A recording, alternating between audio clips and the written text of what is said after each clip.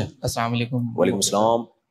ایک تو میرا سوال یہ ہے کہ جو بھی آپ نے بات کی تھی نا ہے ایک میرا سوال یہ ہے جو بھی آپ نے بات کی تھی نا کہ ایک لڑکا چھوٹی چھوٹی سی باتوں پہ رشتے ریجیکٹ کر رہا تھا, تو کیا چہرے کی وجہ سے رشتہ ریجیکٹ کرنا کیسا ہے؟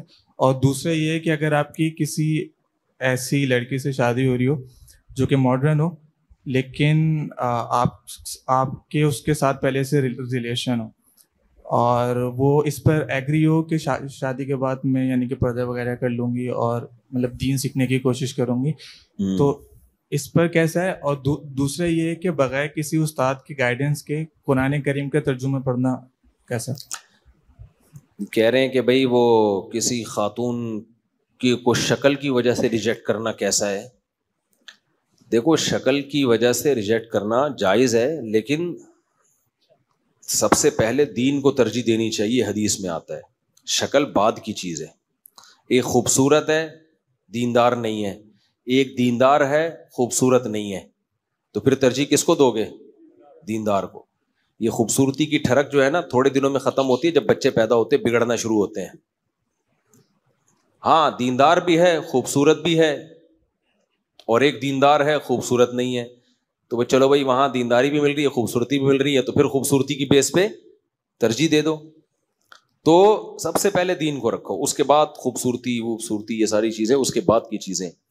تو دین کے ترجیح دینے کے بعد اگر کوئی خوبصورت نہ ہونے کی بیس پہ ریجیکٹ کر دیتا ہے تو ٹھیک ہے, لیکن اس میں بھی ایک لمٹ ہونی چاہیے. کچھ لوگوں کا ایسا معیار ہوتا ہے اپنے آپ کو کبھی شیشے میں غور سے دیکھا نہیں ہوتا انہوں نے. ہمارے ایک جاننے والے تھے, ان کی شادی ہوئی, لڑکا تھا, تو اس کے احساس کمتری میں چلا گیا. جب دلہن کو دیکھا نا تو بار بار کہ میری بیوی تو خوبصورت نہیں ہے. تو ہمارے استاذ واقعہ سنا رہے تھے, کہتے ہیں اس کو میں نے کہا کہ تو نے کبھی اپنے آپ کو شیشے میں دیکھا ہے؟ کہہ رہے 100 دفعہ دیکھا. کہہ رہے آج اس نیت سے دیکھ کے میں خوبصورت ہوں یا نہیں ہوں. کہہ رہے جب دیکھا نا تو ذرا بھی اس میں حسن نہیں تھا. کہہ رہے جب اس نیت سے دیکھا نا بہت غور کیا کہ کسی حسن کچھ نظر آ جائے, تو نظر ہی نہیں آیا نا اپنے اندر. تو کہہ رہے اس کے بعد سے ٹھیک ٹھاک زندگی گزار رہا ہے. یعنی اس نے پھر یہ سوچا کہ اس ڈیزائن پہ یہ بھی کیا ہے, غنیمت ہے. تو اپنی حیثیت بھول جاتا ہے انسان, کبھی مالی حیثیت بھول جاتا ہے, کبھی جسمانی حیثیت بھول جاتا ہے. ہر ایک کو حسینہ چاہیے بھائی, ساری دنیا, وہ سارے مزے دنیا میں نہیں اللہ نے رکھے, ایک حد ہوتی ہے, ٹھیک ہے کسی حد تک اٹریکشن ہو تاکہ اس سے محبت بھی تو ہو نا, تو لیکن بہت زیادہ اس میں جانا اور بالکل ذرا رنگ بھی ایسا ہونا چاہیے اور ناک ایسی ہونی چاہیے, قد اتنا ہونا چاہیے اور یہ والی زبان ہونی چاہیے اس قوم کی. جو لوگ یہ کرتے ہیں پھر ان کو اس طرح کی مل جاتی ہے, لیکن ان کی حالت یہ ہوتی ہے کہ جب دانت تھے تو بادام کھانے کے پیسے نہیں تھے, اب جب بادام آئے ہیں تو منہ میں کھانے کے لیے دانت بچے نہیں. تو مل تو گئی حسینہ, لیکن خود اب اتنی عمر ہو گئی ہے کہ اب وہ بڑھاپے کی طرف جانا شروع ہو گئے. بچے بڑھاپے میں پیدا ہو رہے ہیں, تو ہر چیز کی ایک حد ہوتی ہے یار. مل جائے, اٹریکشن لگے تو بس اللہ کا نام لے کے کر لو, اور پھر یہ سمجھو اللہ کے علم میں میرے لیے اس سے خوبصورت دنیا میں تھی نہیں. وہی بندہ خوش رہ سکتا ہے. اور جو کمپٹیشن میں لگ گیا نا, اب فلانے کی بیوی دیکھو فلانے کی دیکھو, تو کمپٹیشن کی تو کوئی حد نہیں ہے بھائی. پھر تو لگے گی نہیں کوئی حسینہ. آپ ایک سے ایک بڑھ کر مارکیٹ میں وہ پھر عورتیں غصہ کرتی ہیں ہمیں کیا بول رہی. میں امریکہ بھی گیا نا, ایک کالونی میں نے دیکھی اتنی خوبصورت, میں نے کبھی زندگی میں نہیں دیکھی اتنی خوبصورت کالونی یار.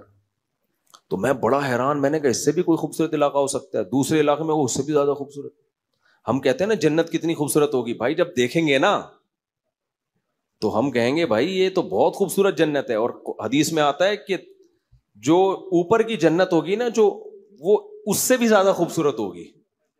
تو یہ خوبصورتی کی کوئی انتہا نہیں ہے. یوسف علیہ السلام اتنے خوبصورت تھے کہ آدھا حسن اکیلا یوسف علیہ السلام کو دیا گیا تھا. تو اگر کمپٹیشن میں لگ گئے نا, باقی لوگ کہتے ہیں امریکہ کی خوبصورتی کی تعریف کر رہا ہوں, اتنے خوبصورت گھر کے باہر سے خوبصورت ہے, اندر کی صورت حال تھوڑی تمہیں بتا رہا ہوں میں. گھروں کی اندر بھی میں گیا ہوں, گھروں میں اندر جاؤ گے آدمی کہے گا باہر ہی اچھا تھا میں. اتنی وحشت ہے نا, اتنی. بڈھا ہوگا بیچارہ پڑا ہوا ہوگا, کوئی پوچھنے والا نہیں. ایک یا بڈھی ہوگی, اتفاق سے کہیں کہیں بڈھا بڈھی دونوں ساتھ نظر آ جاتے ہیں. بچے تو ہیں ہی نہیں.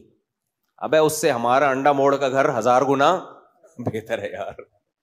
گھر میں بچے تو ہیں, گھر تو ہے, لوگ تو ہیں, پبلک تو ہے.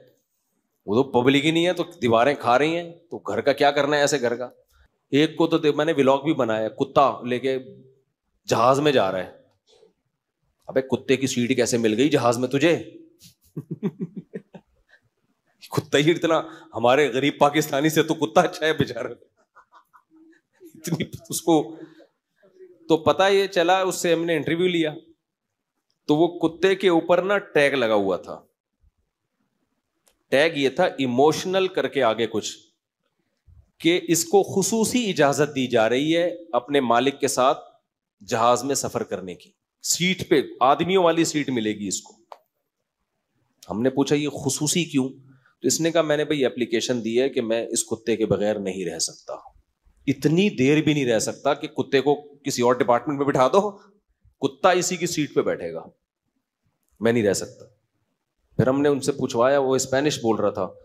میں نے کیسے پوچھا کیوں نہیں رہ سکتا؟ تو اس نے, گورے نے کہا میری کوئی اولاد نہیں ہے کیونکہ میں نے شادی نہیں کی, گرل فرینڈ تھی, تو اب میرا یہی ہے. تو میں نے کہا دیکھو ان کی بہو بھی کتا, ان کا داماد بھی کتا, ان کا پوتا بھی کتا, ان کی کا نواسا بھی کتا, ان کی نواسی بھی کتا. تین نکلنے لگا تھا.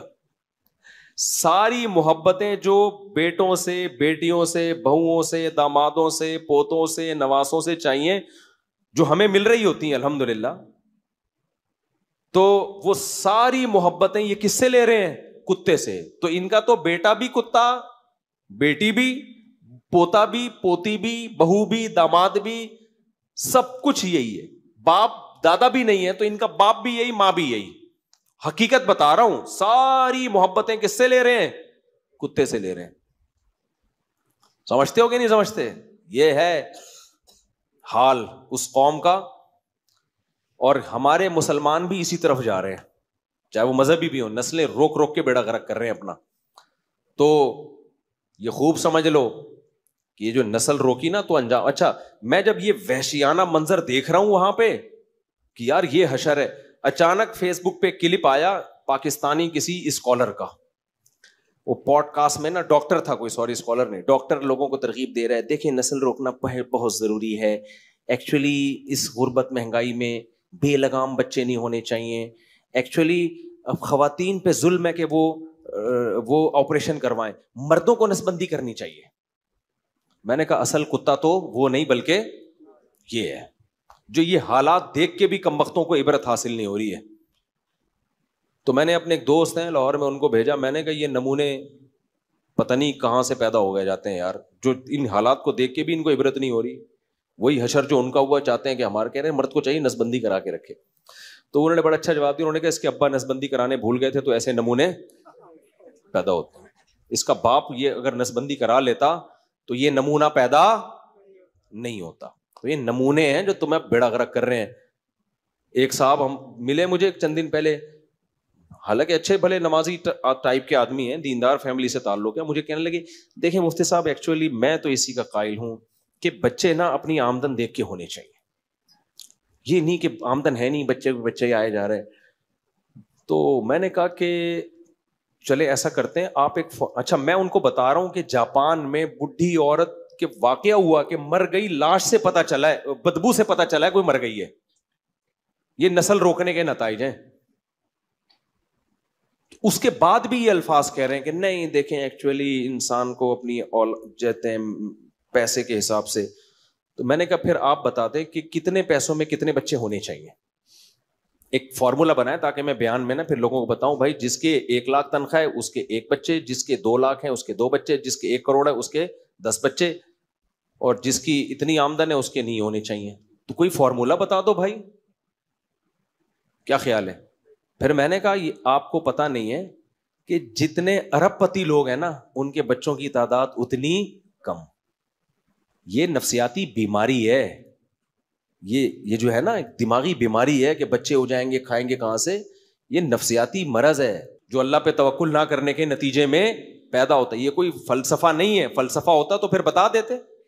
کیا خیال ہے بھائی کہ بھائی اتنی آمدن ہو تو اتنے ہونے چاہیے, اس سے کم ہو تو. ہم تو دیکھ رہے ہیں جس کی جتنی زیادہ آمدن ہے بچوں کی تعداد اتنی کم ہے. اس کا مطلب یہ ہوس ہے, یہ دنیا کی محبت ہے. سمجھتے ہو کہ نہیں سمجھتے؟ یہ مسئلہ نہیں ہے کہ آمدن کی وجہ سے, یہ منجن ہے جو مارکیٹ میں بک رہا ہے. اس لیے نہ اٹھا کر پھینک دو باہر گلی میں. نئی تہذیب کے انڈے ہیں گندے, کیونکہ جب نسل روکو گے تو پھر بریکیں فیل. پہلے گوروں کو یہ سمجھایا کہ 2 بچے ہی اچھے ہیں, تھوڑے دن میں ان کا جب بچے کم اچھے ہیں تو پھر 9 ہو زیادہ اچھے ہیں, پھر وہ اس پہ سیٹ ہو گئے.